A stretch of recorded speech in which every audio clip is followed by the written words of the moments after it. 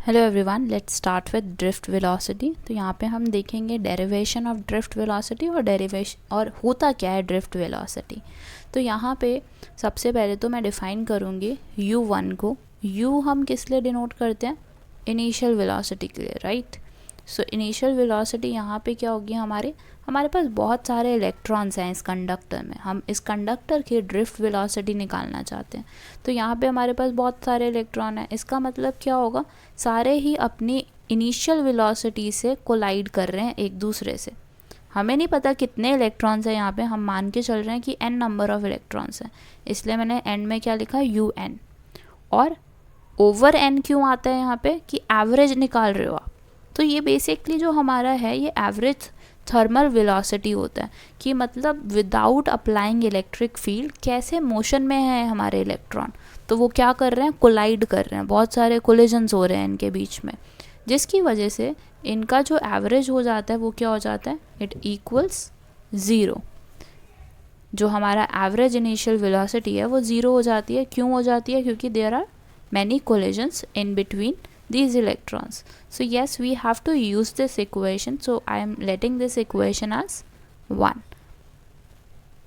करने वाले हैं यहाँ पे, सेटअप करने वाले हैं एक इलेक्ट्रिक फील्ड। इलेक्ट्रिक फील्ड आप सेटअप करो, उसके बाद देखते हैं कि क्या चेंजेस आते हैं इसके अंदर। तो मान लो ये आपका पॉजिटिव चार्ज हो गया, ये आपका नेगेटिव हो गया। मतलब हमारे जो सेल होता है, एक पॉजिटिव साइड होती है, एक नेगेटिव साइड होती है, जिसकी वजह से मेरा जो ए साइड होगी वो क्या हो जाएगी, पॉजिटिव हो जाएगी, और जो मेरी बी साइड है वो क्या हो गई, नेगेटिव हो गई। अब यहाँ पे हमें देखना है कि हमारा इलेक्ट्रिक फील्ड कहाँ से कहाँ फ्लो करेगा। तो it will be from A to B, क्योंकि आप लोगों ने पढ़ा होगा कि हमारे पास अगर मान लो चार्ज प्लस का है तो वो कैसे मूव करता है, उसकी चार्जेस इलेक्ट्रिक फील्ड लाइन कहाँ से कहाँ मूव करती है, बाहर की तरफ जाती है। तो वैसे ही यहाँ पे भी ये प्लस से हमारा साइन कहाँ जा रहा है, बी की तरफ, उससे दूर जाएगा। वैसे ही हमारा जो वी होता है, वी मतलब ड्रिफ्ट वेलोसिटी, वो ऑपोजिट साइड पे जाएगी, opposite side of E, electric field के बिल्कुल ऑपोजिट। अब यहाँ पे ड्रिफ्ट वेलोसिटी का मतलब क्या हुआ, कि इलेक्ट्रॉन्स की वजह से जो वेलोसिटी है उसको हम बोलते हैं ड्रिफ्ट वेलोसिटी। देखते हैं कि ये किसके ऊपर रिलेटेड होती है या किसके साथ रिलेटेड होती है। तो सबसे पहले जैसे मैंने बोला कि हम अप्लाई कर रहे हैं इलेक्ट्रिक फील्ड। अब यहाँ पे सबसे पहले हम क्या डिनोट करेंगे, फोर्स। तो फोर्स क्या होगा, on one electron it will be minus E into electric field. और अगर आप एक्सेलरेशन लिखना चाहो तो एक्सेलरेशन कितना एक्वायर करेगा, वो एफ ओवर एम। एफ की वैल्यू आपको इक्वेशन नंबर 2 से मिल जाएगी। You have to substitute equation 2 in equation 3, so it will be minus E dot E over M. So this is your third equation. आपके पास acceleration आ गया। M क्या है यहाँ पे, मास ऑफ इलेक्ट्रॉन। ई क्या है आपका, चार्ज है। बिग ई क्या है आपका, इलेक्ट्रिक फील्ड है। और यहाँ पे माइनस साइन क्यों लगा, I hope you can understand. Minus E इसलिए लगा है यहाँ पे क्योंकि इलेक्ट्रॉन है, इलेक्ट्रॉन क्या होता है, नेगेटिवली चार्ज्ड। अब यहाँ पे हम एक न्यू कह सकते हो, न्यू टर्म यूज़ करेंगे विच इज़ टाउ। टाउ क्या होता है हमारा, it is actually tau one. Tau one is actually relaxation time.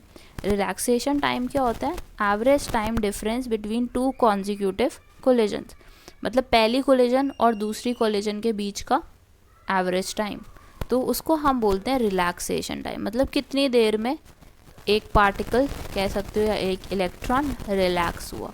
So N आ जाएगा नीचे, ये हम एवरेज रिलैक्सेशन टाइम बोलते हैं इलेक्ट्रॉन का। और अब हम यूज़ करने वाले हैं equation of motion. Equation of motion क्या होता है आपका, v is equal to u plus a t. अब यहाँ पे हमें यूज़ करना है इक्वेशन ऑफ मोशन को टू डिफाइन ड्रिफ्ट वेलोसिटी।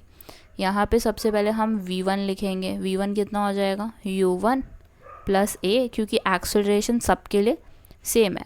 और t की जगह क्या आ गया, रिलैक्सेशन टाइम। वैसे ही v2 u2 plus a tau 2, और लास्ट में v3 u3 plus a tau 3। वैसे ही अगर आपको n के लिए लिखना है तो un plus a tau n हो जाएगा आपका। ठीक है, अब आपने ड्रिफ्ट वेलोसिटी डिफाइन करना है ना, तो ड्रिफ्ट वेलोसिटी को कैसे डिफाइन किया जा सकता है, v d is equal to u1, या कह सकते हो, पहले मैं नॉर्मल जनरल इक्वेशन लिख देती हूँ, तो वी डी क्या होगा आपका v1 v2 and so on up to vn over n। अब देखो हमने v1 की वैल्यू पीछे निकाली थी, वो क्या थी u1 plus a tau one, v2 की वैल्यू कितनी थी हमारी u2 plus a tau two, और vn की वैल्यू कितनी हो गई थी un plus a tau n, और नीचे क्या आ गया था आपका n। तो vd की वैल्यू कितनी हो जाएगी आपकी, सारी u1 वाली टर्म्स को कंबाइन कर लो पहले तो, और नीचे क्या आ जाएगा n, और हमारे पास बचा क्या, ये 3-4 टर्म्स बची हैं जिसमें से हम a कॉमन ले सकते हैं, और फर्स्ट टर्म के पास क्या बचा tau one tau two tau n over n। तो u1 plus u2 dash dash dash un n किसके इक्वल है, ये 0 के। एवरेज वेलोसिटी अभी मैंने आपको बताया था कि एवरेज थर्मल वेलोसिटी आपकी 0 होती है, सबसे पहली वाली इक्वेशन जो लिखी थी। लेट मी गो बैक, ये देखो यहाँ से आया है ये एवरेज इनिशियल वेलोसिटी, या इसको एवरेज थर्मल वेलोसिटी भी बोला जाता है, तो वो 0 होती है इनिशियल वाली। अब हमारे पास बचा क्या a, और ये वाली टर्म हमारी क्या थी, it is like tau, total relaxation time. तो हमारा vd किसके इक्वल आ गया, a टाउ के, और हमने a की वैल्यू क्या निकाली थी पीछे, it was minus e m. अब हम क्या करेंगे, इस वैल्यू को इसमें प्लेस कर देंगे, तो ये क्या हो जाएगा आपका minus e m tau. So this is the value for drift velocity. इसको हम डिफाइन करते हैं एज अ ड्रिफ्ट वेलोसिटी, और ड्रिफ्ट वेलोसिटी का मतलब क्या है, जो कि इलेक्ट्रॉन्स के ऊपर बेस्ड हो, मतलब इलेक्ट्रॉन्स की वजह से ये क्रिएट होती है किसी भी कंडक्टर में। कोई भी कंडक्टर होगा उसके अंदर ड्रिफ्ट वेलोसिटी क्रिएट होगी, किसकी वजह से होगी, it is because of electrons. So yes, this is how you have to do the derivation of drift velocity. Thank you for watching. Have a great day.